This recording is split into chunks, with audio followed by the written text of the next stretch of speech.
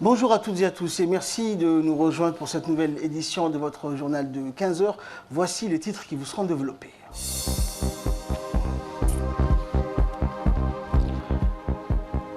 Les travaux de la 10e retraite de l'Union africaine portant sur la paix et la sécurité se sont clôturés ce week-end. Et aux États-Unis, vote crucial du Congrès américain renforçant l'enquête pour destituer Trump. Bonjour à tous. Les travaux de la 10e retraite de haut niveau de l'Union africaine sur la promotion de la paix, de la sécurité et de la stabilité en Afrique se sont clôturés donc hier au Djibouti Palace Kempinski. Le commissaire de la paix et la sécurité de la Commission de l'Union africaine, Ismaël Cherdi, et le secrétaire général adjoint des Nations Unies Opérations de maintien de paix et les envoyés spéciaux de l'Union africaine ont présidé ces travaux. Ayant pour thème la gouvernance, réforme du secteur de la sécurité en Afrique, l'évolution des principes et des pratiques des interventions dans le domaine de la prévention, du rétablissement et de la paix. Cette retraite avait pour principal objectif d'examiner les instruments et partenariats existants dont dispose l'Union africaine en matière de réforme et de gouvernance du secteur de la sécurité ainsi que leur efficacité dans l'optique de la prévention, la gestion et la résolution des conflits. Ces concertations auront pour finalité de relever les défis de l'intégration de la dimension des réformes du secteur de la sécurité et gouvernance dans la prévention des conflits, la médiation et la mise en œuvre effective des accords de paix. Cette retraite a également porté durant ces concertations sur la nécessité d'assurer la transformation des forces de défense et de sécurité africaines en des institutions nationales de sécurité professionnalisées soumises à un contrôle civil afin de prévenir la rechute des conflits et de maintenir les efforts de stabilisation et de consolidation de la paix. Le ministre de l'économie et des finances chargé de l'industrie, Ilyas Moussa Dawalé, et ses homologues représentant les 5 pays de la Corne de l'Afrique, à savoir Djibouti, l'Érythrée, l'Éthiopie, le Kenya et la Somalie, se sont réunis à Washington à l'occasion des assemblées annuelles du groupe de la Banque mondiale et du Fonds monétaire international afin de poursuivre les discussions sur la promotion de l'intégration économique et de la coopération régionale donc dans la Corne de l'Afrique. La priorité pour les 5 pays est d'assurer la stabilité et la prospérité de la région telle qu'affirmée par les chefs d'État quant à leur ferme engagement. À cet égard, la stabilité et une intégration économique profonde apparaissent comme des facteurs interdépendants susceptibles de transformer l'avenir de la Corne de l'Afrique. Le ministre de l'Éducation nationale et de la formation professionnelle, Moustapha Mohamed Mahamoud, a reçu dans son cabinet l'ambassadeur de la République arabe d'Égypte à Djibouti, Dr Mohamed Moustapha Orfi. Le ministre a souhaité la bienvenue et s'est dit heureux de cette visite de courtoisie dans son siège. Il a rappelé les relations historiques et fraternelles entre les deux pays frères, Djibouti et l'Égypte. Le ministre a évoqué l'accompagnement du gouvernement égyptien dans les différents projets de l'éducation, surtout dans la formation professionnelle, mais aussi l'intégration des programmes en langue arabe dans la réforme de l'enseignement de la langue arabe. Puis, il n'a pas manqué d'exprimer ses sincères remerciements aux diplomates égyptiens. L'ambassadeur égyptien a rendu, quant à lui, les politesses au ministre pour la qualité appréciable de son accueil et a salué les bonnes relations entre les deux pays et les deux peuples. Il s'est dit heureux de contribuer par son travail au renforcement de ces relations.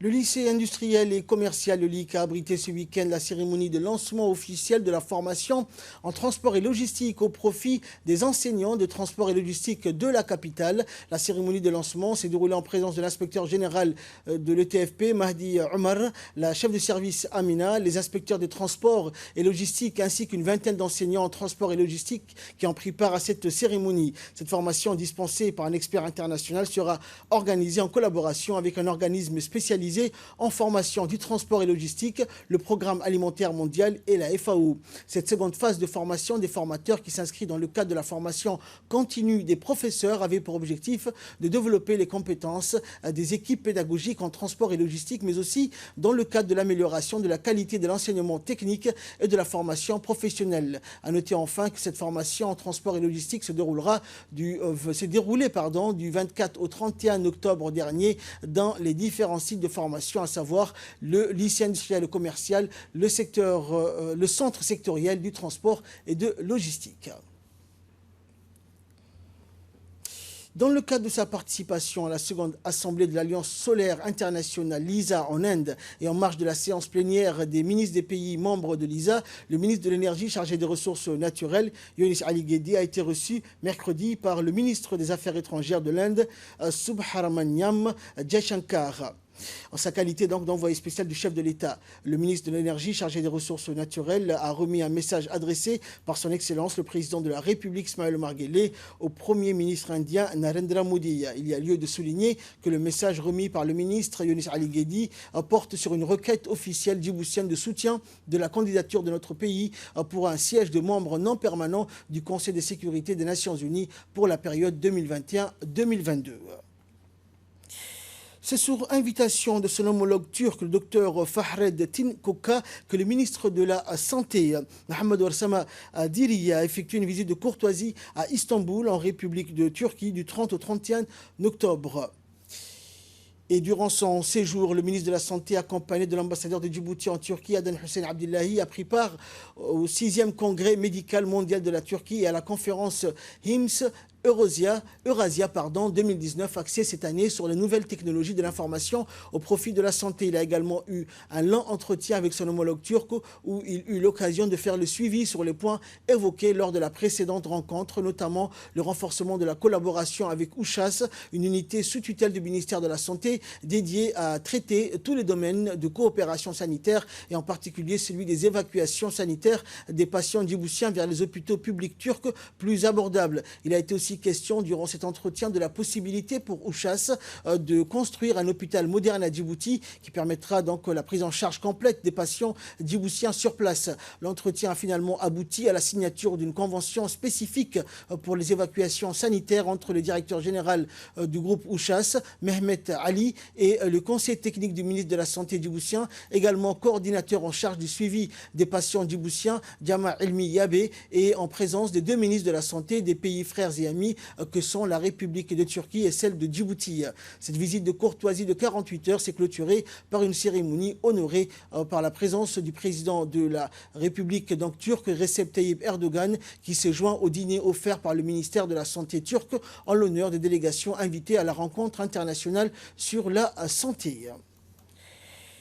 Afin de répondre donc à la demande de poches de sang dans le bloc d'accouchement de la maternité d'Al Hanan, une cinquantaine de membres de l'association Voix de développement ont tenu à faire ce geste salutaire pour sauver des vies en octroyant leur propre sang.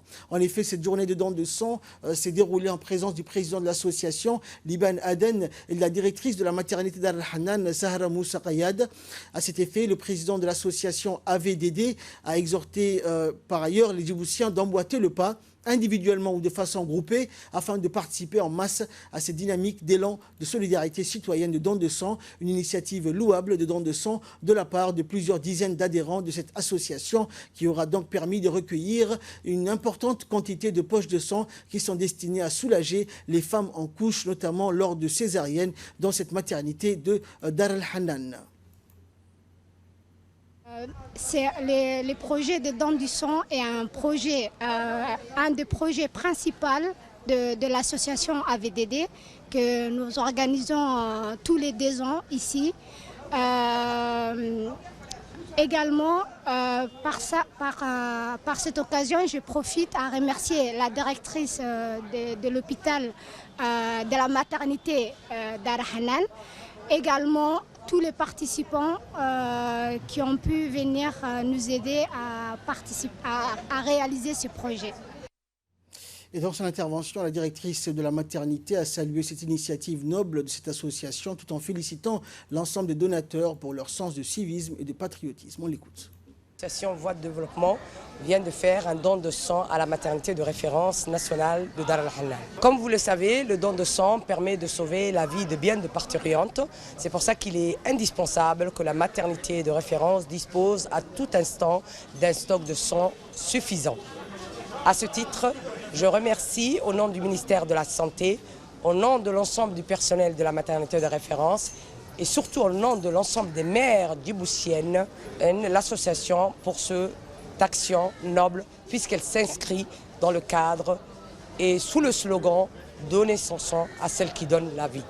Un slogan lourd de sens. Santé toujours, le Centre national de santé et de reproduction Husseina a mené depuis une semaine une vaste campagne de dépistage des cancers de génitaux féminins dans le cadre des journées portes ouvertes. En effet, le programme de prévention contre les cancers du col de l'utérus et du cancer des seins a été lancé par le ministre de la Santé, Mohamed Warsama, dans le cadre de la célébration d'Octobre Rose. Des séances de sensibilisation et d'information ont été dispensées quotidiennement par des sages-femmes dans le centre Husseina au profit des patientes. Enfin, rappelant que le Centre national de santé et reproductive Husseina est la structure spécialisée de référence dans la détection et la prise en charge thérapeutique des cancers génitaux féminins et va effectuer des journées portes ouvertes durant toute la semaine. Ça m'a derrière la semaine de dépistage contre les deux cancers, celui du sein et celui du col de l'utérus. Nous avions reçu beaucoup de femmes qui sont venues se faire dépister et toute la semaine nous attendons que les femmes puissent encore venir davantage et pouvoir se dépister contre les cancers du sein et du col. Nous allons également aussi faire à côté de dépistage, de sensibilisation. Il y aura aussi des émissions au niveau de la radio et de la télé. Et nous demandons à ce que la population puisse venir massivement se faire dépister pendant cette semaine. Il est l'heure à présent de retrouver l'appel à la prière d'Al-Asr. Nous retrouverons la suite de notre journal juste après ça. C'était donc l'appel à la prière d'Al-Asr. Nous retrouvons la suite de notre journal. Le ministère de l'Urbanisme, de l'Environnement et du Tourisme a organisé ce week-end un atelier sur le programme de préparation de la République de Djibouti pour le climat, ayant pour thème consultation des parties prenantes sur le projet de document du programme pays. Cet atelier a été présidé par le secrétaire général du ministère de l'Urbanisme, de l'Environnement et du Tourisme, Dina Abdallah Omar. Le gouvernement de Djibouti s'est engagé donc dans une démarche de préparation afin de bénéficier à terme des financements du Fonds vert pour le climat créé en 2010, financements qui contribueront à soutenir les efforts du pays dans la mise en œuvre de ces politiques de lutte contre les changements climatiques et leur impact. Cet atelier avec les parties prenantes avait pour objectif de présenter le projet du document du programme pays aux parties prenantes et de recueillir leurs commentaires et leurs propositions d'amélioration, notamment en ce qui concerne les priorités d'investissement du pays. À l'instant des autres pays, la République de Djibouti a honoré ses engagements politiques en élaborant le programme pays qui constitue un cadre stratégique d'interaction avec le Fonds vert pour le climat. Aujourd'hui, l'un des principaux défis environnementaux de notre pays est de réduire les effets néfastes du changement climatique, d'atténuer la vulnérabilité de nos communautés locales et de renforcer la résilience de nos infrastructures économiques.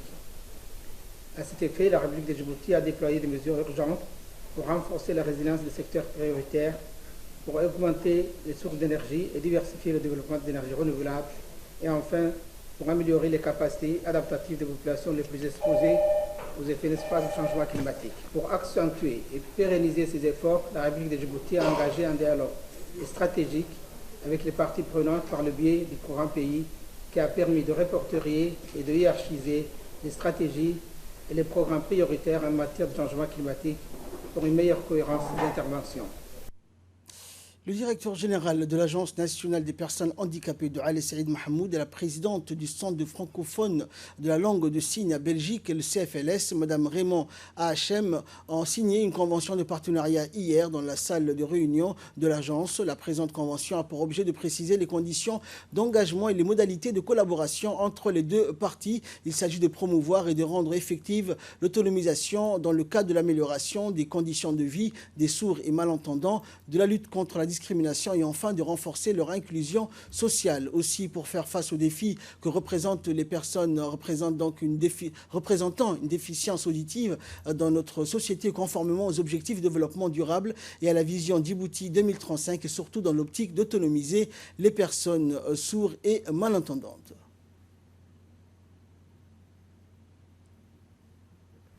Observer tout contact avec nous nous permettra de continuer à vous aider et d'ajouter éventuellement une aide à celle que nous avons déjà prévue. Et ensemble et unis, on est plus fort. Et dans son intervention, le directeur général de l'Agence nationale pour les personnes handicapées de Ali Saïd a indiqué, je cite, « Aujourd'hui, j'ai signé une convention avec la présidente du Centre francophone de la langue des signes du Belgique. Je suis fier qu'une personne comme moi a besoin spéciaux signent une convention. Cette signature est venue après une invitation que l'on a envoyée dans notre pays pour qu'ils supervisent les personnes malentendantes de notre pays. Maintenant, ils ont donné une formation aux instituteurs des personnes malentendantes. C'est une journée historique pour moi. Ils vont faire un institut qui est particulièrement chargé des personnes malentendantes de Djibouti, dans la capitale et dans les régions, là où l'État nous a donné le terrain et les matériels nécessaires. C'est notre travail d'aider toujours les personnes à besoins spéciaux dans l'ensemble du pays, et c'est la vision du président de la République. Djibouti est un pays qu'on peut donc suivre et admirer pour le travail effectué en faveur des personnes à besoins spéciaux, a-t-il indiqué. L'ambassadeur de la République de Cuba, Lázaro Poledo Mesa, s'est rendu ce week-end dans la région d'Ali Sabié. Le diplomate cubain a été accueilli chaleureusement par le préfet de la région, Moussa Al-Migane. Dans son bureau à la préfecture, ce dernier a souhaité la bienvenue à l'ambassadeur et à ses accompagnateurs. Ils se sont entretenus des bonnes relations de partenariat fructueux qui prévalent entre la République de Djibouti et Cuba, sachant que Djibouti et Cuba fêteront le 20 novembre prochain leur 21e anniversaire de l'établissement de la relation diplomatique. Le préfet Moussa Al-Migane et le diplomate cubain se sont rendus par la suite à l'hôpital régional Dr Ahmed Absiye Warsama de la ville, notant que 8 médecins expatriés cubains aux spécialités différentes exercent leur savoir-faire dans les différents services de ce centre hospitalier moderne. Sur place, ils ont été accueillis par le directeur des lieux, Mohamed Sougué. Dès son entrée dans le couloir de l'hôpital, le visiteur de marque s'est réjoui spontanément de la grandeur et de la modernité de haute qualité de l'hôpital régional d'Ali Sabié. Rappelant que l'hôpital régional Dr Ahmed Absiye Warsama est un centre hospitalier de référence vaste au standing international. Il a été construit pour couvrir tous les besoins en soins de santé des deux régions du sud du pays, à savoir Ali Sabié et Dikil.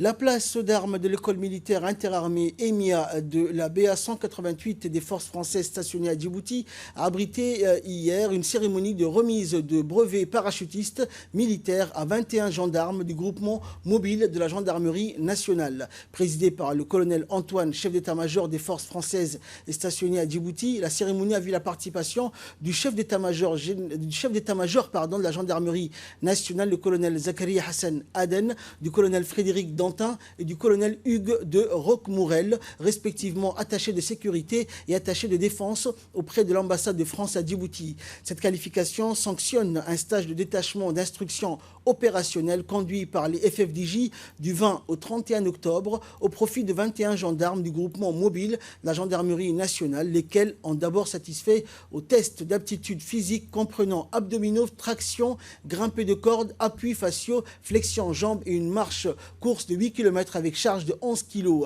Après une première phase d'entraînement au sol et d'instruction théorique menée par des moniteurs des troupes aéroportées des FFDJ, les gendarmes ont pu exécuter 6 sauts, dont un avec déploiement du parachute de secours dit ventral, un avec l'ensemble du parachutage individuel et un saut effectué de nuit. Ce stage a pour but de faire acquérir les réflexes et les connaissances à la bonne exécution des sauts, c'est-à-dire à la mise à terre du personnel et des matériels dans les meilleures conditions pour l'accomplissement d'une opération. Lors de la cérémonie, le colonel Zakaria Hassan Aden, chef d'état-major de la gendarmerie nationale, a félicité l'ensemble des brevetés pour l'obtention de leurs brevets parachutistes et l'assiduité dont ils ont fait montre tout le long du stage. Le chef d'état-major de la gendarmerie nationale a également remercié le général de division, commandant les forces françaises stationnées à Djibouti pour les différentes actions de coopération accordées à la gendarmerie nationale dans le cadre de la coopération.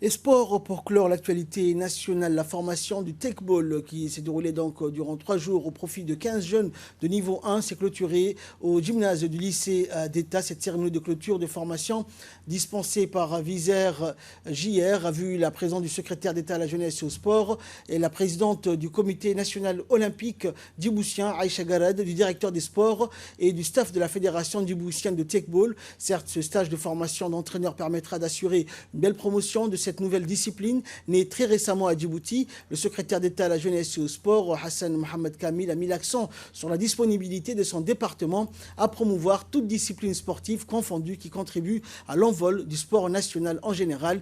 Il s'est déclaré satisfait de cette formation au profit des jeunes entraîneurs de la fédération du Tech Ball qui espèrent mettre donc à disposition des jeunes apprenants leur acquis et leurs connaissances. Les responsables présents sur place ont remis les attestations de fin de stage aux jeunes récipiendaires.